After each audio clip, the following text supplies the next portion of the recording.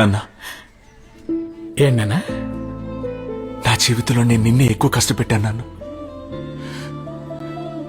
న్యాయంగా చూస్తే నువ్వే నా మీద ఎక్కువ కోప్పడాలి నాన్న.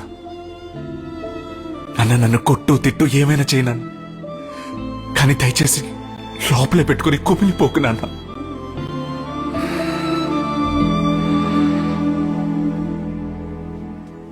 చిన్న వయసులో ఊళ్ళో పరుగు పందెంలో పాల్గొన్నప్పుడు నా పక్కన పరిగెట్టేవాడు వాడు గెలవాలని నన్ను తోసేసి పరిగెట్టాడు నాన్న. ఆ రోజు ఇరిగిన కాలు ఇంకా నేను కుంటుకుంటాను నడుస్తున్నాను. కానీ అదే తప్పు నా పిల్లోడు చేయలేదన్నప్పుడు నాకు చాలా సంతోషంగా ఉంది నాన్న. నీకేమైనా పర్వాలేదు, ఆ పిల్లోడి జీవితం నాశనం కాకూడదని అందరి ముందు తప్పు ఒప్పుకున్నావు చూడు, అప్పుడే నువ్వు నా కొడుకు అనిపించావు. అన్నీ పోయి నేను బాధపడద్దు నాన్న.